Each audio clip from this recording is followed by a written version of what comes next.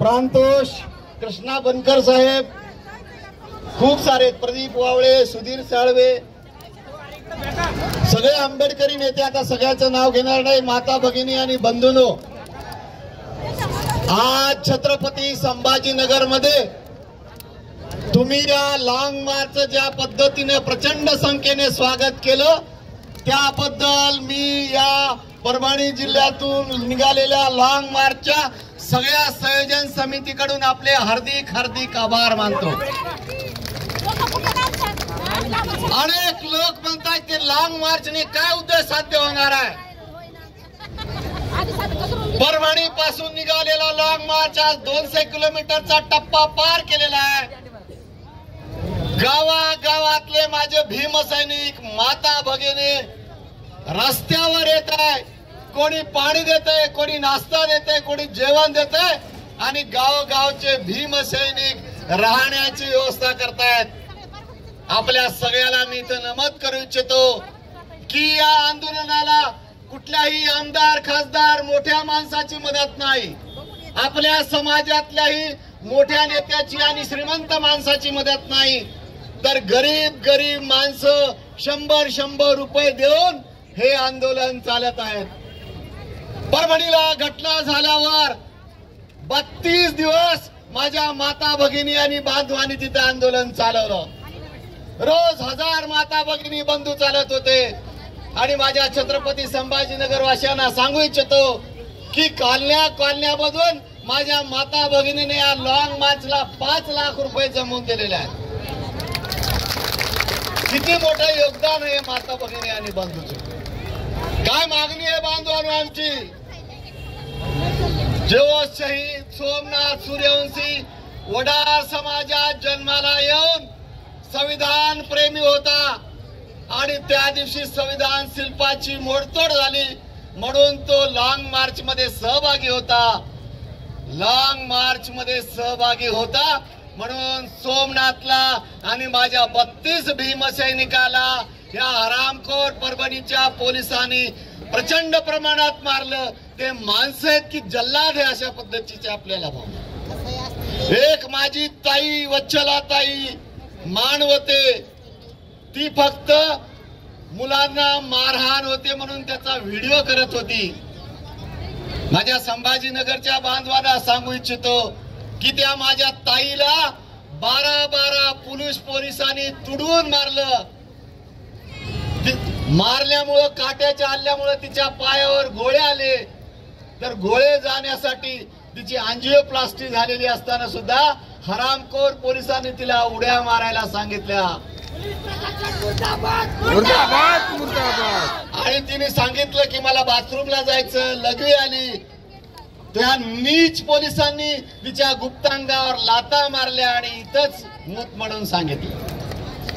माझे जे भीमसैनिक ज्यांच्या हातावर, छातीवर टॅटू आहे बाबासाहेब आंबेडकरांचा, ज्यांच्या खांद्यावर बाबासाहेब आंबेडकरांची सही आहे, अशा सगळ्या आपल्या भीमसैनिकाला या हरामखोर पोलिसांनी प्रचंड मारलं लॉकअपमध्ये.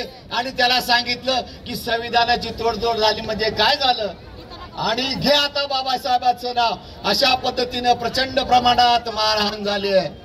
मित्र हो, आम्ही परभणीकर तुम्हाला वॉर्निंग द्यायला आलेलो आहे की हे 2024ला या महायुती सरकारला जे 5वी बहुमत मिळालेलं आहे, 2024 ते 2029 हा काळ आंबेडकरी समाजासाठी, मुस्लिम समाजासाठी, अल्पसंख्याक समाजासाठी अत्यंत वाईट काळ आहे. त्यामुळे आपण एकसंघ राहा, एकजुटीने राहा, अन्यायाच्या विरोधात लढा. म्हणून हा लॉंग मार्च आम्ही आशिष वाकोडेच्या नेतृत्वात काढलेला आहे. मागण्या फार छोट्या आहेत. आता आमच्या भराडीने सांगितलं की संविधान शिल्पाची मोडतोड झाली म्हणून अॅट्रॉसिटी ऍक्ट लावला. अरे हराम करो, अॅट्रॉसिटी ते काय? अॅट्रॉसिटी ऍक्ट लावला. संविधान फक्त काय जयभीमचं आहे काय? मागासवर्गीय आहे काय? देशातल्या सगळ्या लोकांचं संविधान आहे. म्हणून त्या हरामखोर दत्ता पवारवर राजद्रोहाचा गुन्हा लागला पाहिजे ही आमची मागणी आहे. ज्या आमच्या हरामखोर या पोलिसांनी आमच्या बांधवाला मारलं, आमचा सोमनाथ सूर्यवंशी त्याच्यामध्ये शहीद झाला, त्या सगळ्या हरामखोर पोलिसांवर 302 वर कारवाई करावी अशी आमची मागणी आहे। आणि या सगळ्या आंदोलनामध्ये ज्या माणसाने 45 वर्ष आंबेडकरी चळवळीचं नेतृत्व केलं, या आंदोलनात सुद्धा ज्या दिवशी शहीद सोमनाथ सूर्यवंशीची अंत्यविधी होता त्या दिवशी 6 वाजेपर्यंत आम्ही दोघं सोबत होतो आणि शेवटपर्यंत लढला आणि हार्ट अटॅकने गेला तो सुद्धा शहीद विजय वाकोडे बाबाच्या परिवाराला सुद्धा या शासनानं न्याय दिला पाहिजे। पण शासन न्याय देत नाही। शासन काय म्हणतं, महाराष्ट्राचे मुख्यमंत्री दिल्लीमध्ये म्हणतात की तो दत्ता पवार मनोरुग्ण होता आणि नागपूरच्या विधानसभे म्हणतात की त्याला पश्चाताप झाला। म्हणजे तो मनोरुग्ण असेल तर मनोरुग्णाला पश्चाताप होईल का? त्याच्यामुळे तुम्ही आता ठरवा की कोण मनोरुग्ण आहे। त्यामुळे बांधवांनो, आपण खूप तकलात आशिष वाकोडेंना आपल्याला ऐकायचं। आशिष वाकोडे पुरी फक्त 2 मिनिटं आपल्या महाराष्ट्राचे रिपाईचे उपाध्यक्ष असलेले सुदगिरणीचे चेअरमन आमच्या डॉक्टर वहिनी MD आहेत, त्या मोठा दवाखाना सोडून याच्यामध्ये आलेला आहेत, यांचं पण ऐकायचंय। जाता जाता आपण छत्रपती संभाजीनगर वासियांनी जे आम्हाला प्रचंड प्रेम दिलेलं आहे, आम्ही त्या प्रेमातच राहू। आणि 18 फेब्रुवारीला आपल्याला मुंबईला मंत्रालयावर घेराव घालायचा आहे। कोण कोण मुंबईला येणार आहे ते हात वर करा। दीपक भाईंनी सांगितलं की ही दीपक भाई संख्या कमी नाहीये। पोलीस प्रशासनाच्या विरोधात रस्त्यावर येणारे मर्द असतात, हे सगळे मर्द आहेत। आणि जे मी म्हणणार नाही ना पण ते घरी बसलेले, तर या मर्दाच्या अवलादीचे आपण सगळे आहोत। आंबेडकरी जमात आहोत। मी परभणीच्या जिल्हाधिकाऱ्याला जिल्हा पोलीस अधीक्षकाला सांगितलं, असा दाबायला टाकेला ना तो उसळून येतो, तसं आंबेडकरी समाजाला तुम्ही दाबायचा प्रयत्न केला तर आंबेडकरी समाज उसळून येईल। आणि रवी भाऊने सांगितल्याप्रमाणे कधी तुमची गादी जळले तुम्हाला कळणार पण नाही।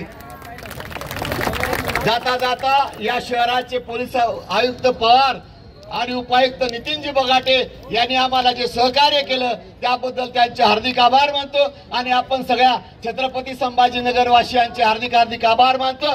माझं भाषण संपवतो। जय भीम, जय हिंद, जय महाराष्ट्र।